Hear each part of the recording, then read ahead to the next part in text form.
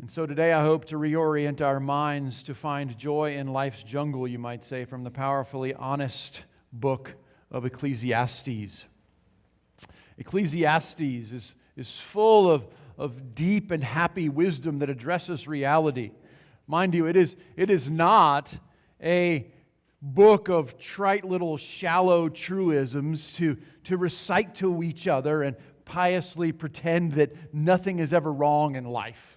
It's not that at all. King Solomon understood life's ups and downs.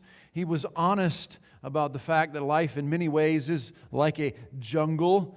And he wrote Ecclesiastes to offer wisdom and joy in the midst of all of that. First, I want us to see, we might say, two main truths from all of the book of Ecclesiastes, and then we'll make four concluding applications. So we'll kind of have 6 points total. Two main truths, and then four concluding applications. And the first of those two main truths that Solomon wants to be honest about and wants us to admit as we look at life and as he writes this book of Ecclesiastes is to say that life is out of your control. That life is out of our control. Yes, I said that. It's out of our control. You may work the hardest, do whatever to be the best, and that still does not ensure that the things will turn out the way you think they should. That kills our pride. It causes us to see that we are not God. It causes us to bow our knees and realize how small we are. But you know what? That's not hopeless, as we shall see. It's just honest. And it may seem like an honest downside, but it's also the upside. Because things would not be any better if I was really in control. Because I'm not perfect and I'm not all-powerful and I don't know everything. So why should I think everything would be better if I was in charge? That's foolish. I can't make life better for me or everyone else. I'm not that wise or powerful. That's arrogant because actually I am comparing myself with God to think that I could do better. Really, any complaining is complaining against God because God is in ultimate control, isn't He? And that's the second broad truth from Ecclesiastes I want us to draw out. The good side is that God is in control. Life is not under our control, but number two, life is under God's control. Number one, life is not under our control, but number two, life is under God's control. And God's control is perfect and good. And that is the key that unlocks the purpose and pleasure that Solomon preached. But let's give Solomon some time to apply these lessons now. Solomon makes at least four major applications in the book of Ecclesiastes that I want to consider as our last 4 points. Amidst his honest musings that actually do go kind of back and forth throughout the book, so you're kind of up and down, musing with him, struggles. In his struggles, he sprinkles in these riches of wisdom of how to respond to these things in life. And he repeats four basic themes that are really powerful commands for us today.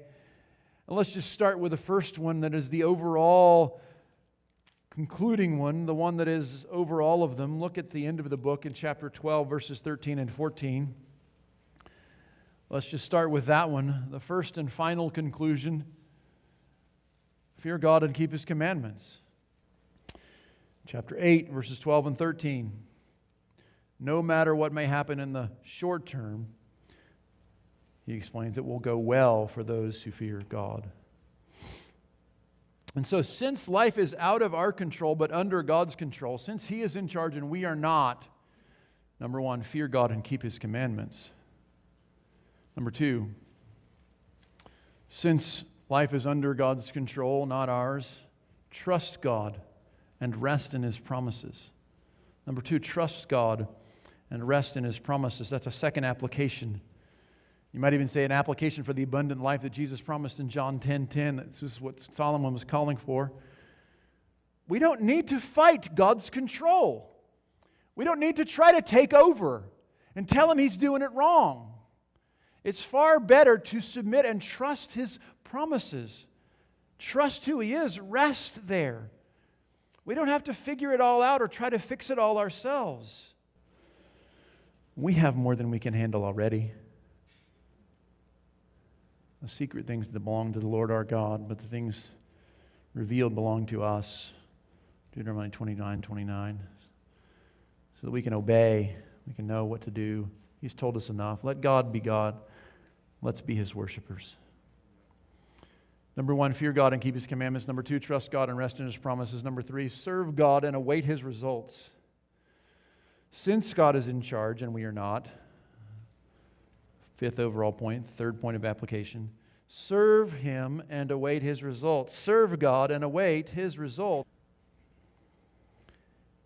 Fear God and keep His commandments, trust God and rest in His promises, serve God and await His results. Number 4, thank God and enjoy His blessings. 6 overall, thank God and enjoy His blessings. Since God is both good and sovereign and we are not, thank Him. Enjoy the blessings that He grants each day. Don't wait until tomorrow to thank Him and enjoy His blessings. You look at Romans 1. What is the corruption of evil in Romans 1? They did not thank Him. They did not thank Him. Don't presume upon the future for enjoyment or whatever thing or whatever achievement or whatever answer or whatever person you think might make you happy. Thank God now for the blessings that you already have and enjoy them. And so since life is out of our control but under God's control, thank God and enjoy His blessings. And as you walk through the tensions of good and evil each day, meditate upon and be moved by the depth and power of these basic applications. Just think about it and fear God and keep His commandments. Trust God, rest in His promises, serve God, await His results, thank God, enjoy His blessings. Those are foundational commands that motivate and ignite our Bible study, our prayer life, our ministries, our work. Let them permeate every labor with holy joy and with wise faith, with devoted diligence to know what God has called us to in every role that we have, and embrace these practical truths from an ancient wise man.